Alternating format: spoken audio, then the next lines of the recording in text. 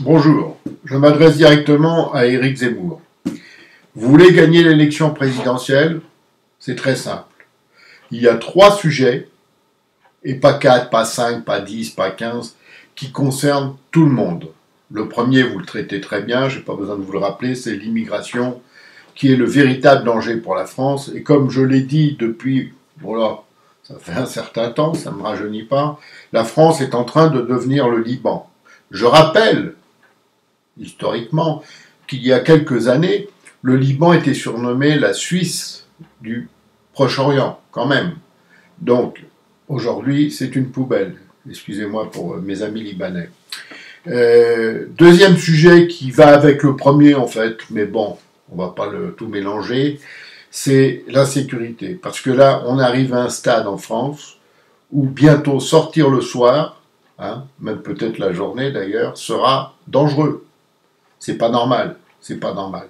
J'ai visité beaucoup de pays, et dans beaucoup de pays, on peut vivre normalement parce que les gouvernements ont pris des mesures simples, efficaces. Donc je ne vais pas les détailler ici, mais je pourrais le faire, c'est très simple, facile.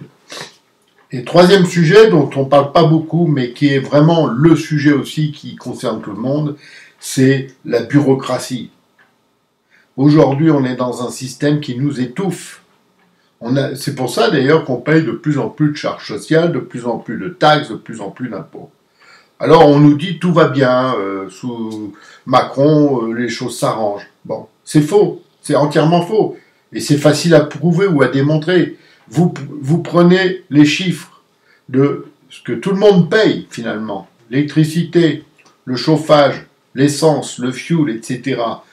Tout a augmenté et augmente chaque année. En 5 ans, vous avez eu une augmentation qui est délirante. Je ne vais pas rentrer dans les chiffres, je ne fais pas de campagne ici. Donc, cher monsieur Zemmour, si vous voulez gagner, parce que vous, comme nous, vous aimez la France, c'est très simple.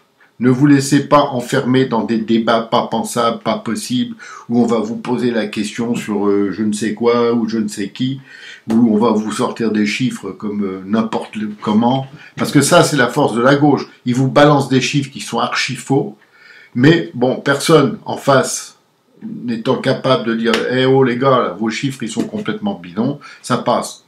Mais quand nous, on sort un chiffre, il faut qu'on le justifie. Bien, je vous en donne un au passage assez amusant.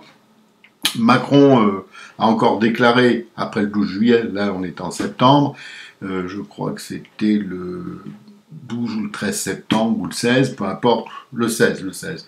Et il a dit, ça y est, on a dépassé les 50 millions de vaccinés. Aujourd'hui, on est le 24 septembre, et on est à 47,12 millions de vaccinés. Voilà, et encore de primo-vaccinés. Parce que vous savez très bien que si on n'est pas vacciné en entier, on n'est pas vacciné. Donc voilà, on est dans cette situation.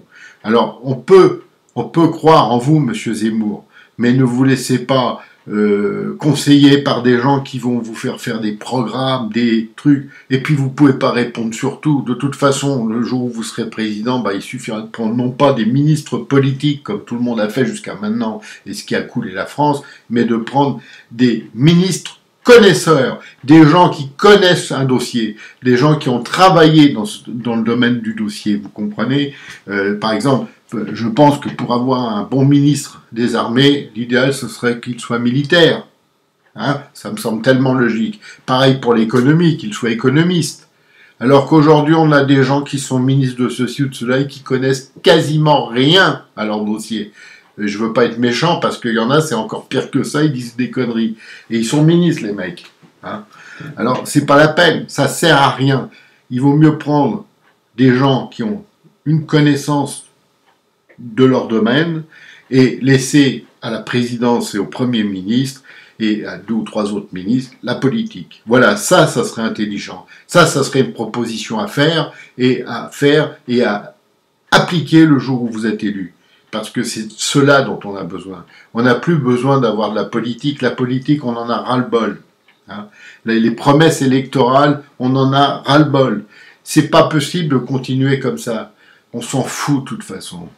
Là, Macron, il balance des milliards. C'est pas grave, c'est pas les siens, c'est ceux des contribuables. C'est-à-dire contribuables.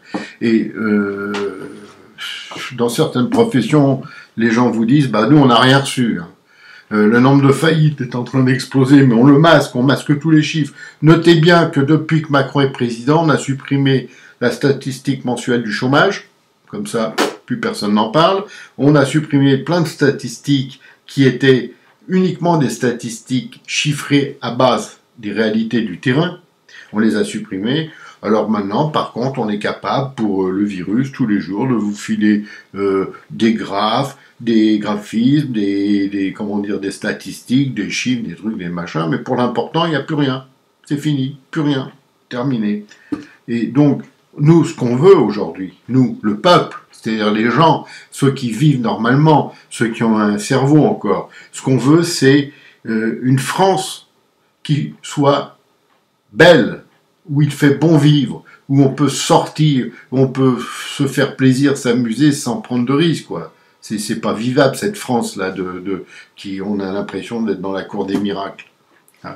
Et tout ce qu'on a laissé faire, qu'on voyait une ville comme Paris, dans quel état elle est. J'ai des amis qui n'étaient pas venus à Paris depuis 10-15 ans, ils m'ont dit mais c'est pas possible. C'est pas possible. J'aurais dit si, c'est possible. Et encore, vous n'avez pas tout vu.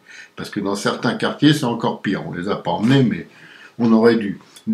D'ailleurs, la visite guidée de certains quartiers ferait que peut-être les gens y commenceraient à ouvrir les yeux. J'en suis pas sûr. Parce que, rappelons-nous que ceux qui ont compris, c'est bien, mais ceux qui ne comprennent toujours pas, ils ne comprendront plus jamais. Et ça, c'est un gros problème. Je ne sais pas ce qu'il faut faire pour eux. Il n'y a pas de médecine, visiblement. Donc, cher monsieur Zemmour, nous comptons sur vous. Nous comptons sur vous pour faire autrement. Parce que nous, la politique, on s'en fout, on en a marre, c'est plus possible. Donc, on sait que vous aimez la France, comme nous.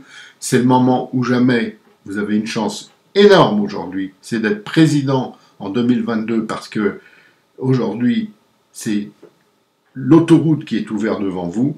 Mais attention, si vous ne respectez pas ce que je viens de dire, écoutez bien, eh ben vous n'aurez aucune chance. Merci de m'avoir écouté, et comme je dis toujours, et là c'est encore plus vrai que d'habitude, on est mal, on est même très mal, et encore plus mal que ce qu'on croit. Allez, sur ce, à bientôt. Pour ceux qui aiment, tant mieux, ça me fait plaisir, partagez, et puis voilà, à bientôt. Au revoir.